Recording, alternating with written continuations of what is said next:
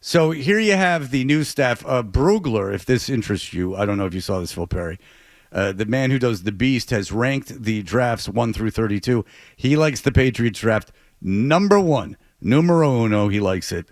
He loves the Patriots draft. They filled a lot of needs outside of the first pick, which I'm sure you've been over a ton.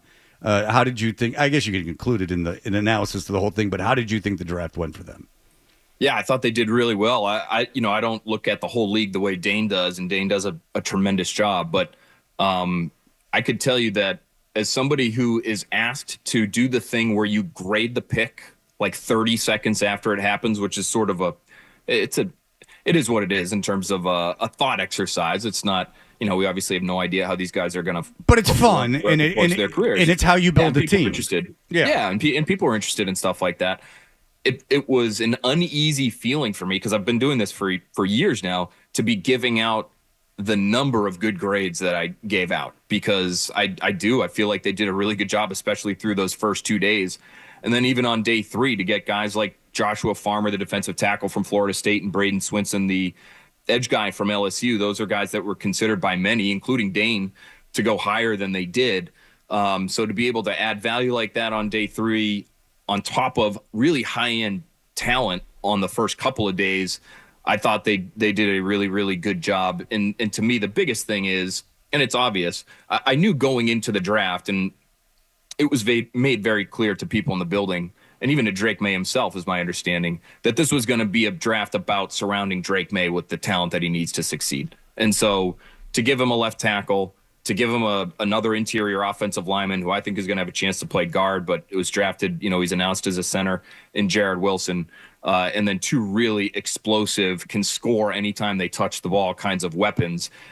That's checking a lot of boxes for your young quarterback going into his second year. So I thought it was a tremendous draft, and really especially those first 2 days. But you couple that with what they did in free agency. You loaded up on defense in free agency. You surrounded the kid with some weapons of all sorts of shapes and sizes in the draft. And there's a lot of reason for healthy optimism here. Not just these are the Patriots and we want them to succeed.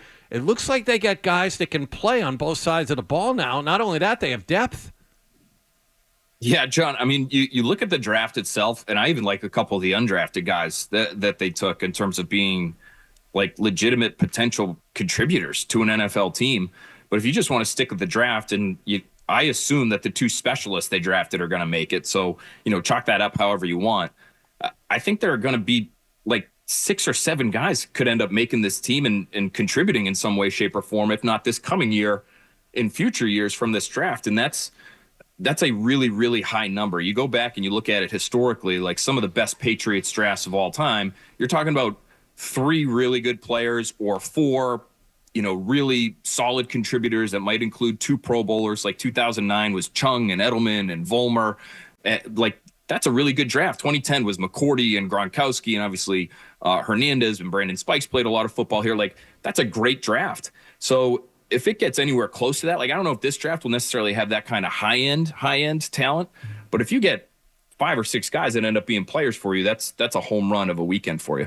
All right, so I'm with you, Phil. What they did in the offseason, defensively allowed them with their first 4 picks to do something, for or adjacent to Drake Maye with the left tackle and the running back even, another way to help out the offense. I'm curious, though, when you said some of the undrafted guys, because there were a couple of names that popped out to me. Who do you think has a legit chance at making the team and contributing to the team? So one name that I really like a lot is, and it's, first of all, it's a great name, Efton Chisholm III, the receiver out of Eastern Washington. He's undersized. He's sort of a Danny Amendola type of build. He's 5'10". He's less than 200 pounds. He's not extremely fast, but he is extremely quick. He ran a 6'7", 7'3" cone, so his change of direction is next level, and he set all kinds of FCS records at Eastern Washington. 120 catches, only 3 drops last year. I think he had a 2.4 drop rate, which is really next level for a guy who's getting as many targets as he was getting, and especially over the middle of the field where, you're facing some big hits at times and, you might drop a few more than you should. But to me, the reason I like that match with the Patriots is they left this draft, to me, without a true slot receiver outside of Pop Douglas. And Pop Douglas is an interesting one because I'm still curious to see how he's going to fit in this Josh McDaniels offense. Josh, obviously he's used Amendola in the past, and he was not a massive guy, but a lot of times those slot receivers, he wants them to be able to block a little bit, and that's not really going to be Pop Douglas's game. He's so small. So Chisholm's a little thicker than Douglas is. And so, and I look at Kyle Williams, the guy they drafted in the 3rd round, as more of an outside receiver, even though he might be built a little bit like a slot receiver. He's 5'10", but he's really the way he runs routes and the way he was used in college, he's really more of an X, quote unquote, type of guy. So they left the draft without a real slot, and I'm looking at Efton Chisholm as potentially being that guy who could play on the inside for them if he ends up making the team as an undrafted guy. The other one that I have to mention is Lan Larison, who's a running back from UC Davis. And again, they just invested at that position, pass-catching back in Travion Henderson, who was all kinds of explosive, and I loved that pick for the Patriots. But this guy was a monster at UC Davis. So again, lower-level competition, unbelievable hands, and the background is fantastic. He was a state champion steer wrestler. What? So he's just one of these guys Country who's strong. just a country strong. Yeah. State champion. What does one do in order to be a steer wrestler? You got to wrestle What steer. state is this? Well, I mean, That's New York where you're City. jumping- It's that's from where the you're Brooklyn jumping region. Off the horse. You're off the horse, Hardy, and you're there's some sort of lassoing involved, I think. are you talking about a bulldogger?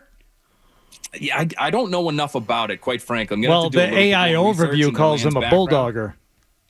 Chases a steer, it leaps off the horse, wrestles the steer to the ground by grabbing its horns and using leverage. I mean, how can you not love that? Like, it's a football guy right there. Like, you just mentioned that to Mike Vrabel, and he just melts. Yeah. Okay, you're on the team, son. Yeah, he used to drive around in his motorcycle coast to coast, and if he saw a guy baling hay, he would sit there and he'd go, he'd work him out. Yeah. That was the old Gruden thing. He's country strong, that kid. Look at him. All right, Phil Perry. Everyone read his draft analysis at NBC Sports Boston and get very hyped up for the schedule release, which is coming up. All right, Phil, thank you. If you like that clip, and how could you not? Check out more videos from Toucher and Hardy here. Point slightly up and to the left. For more Patriots analysis and opinion, hit this playlist. Point slightly down and to the left. And for the latest from the Sports Hub, download at 985thesportshub.com.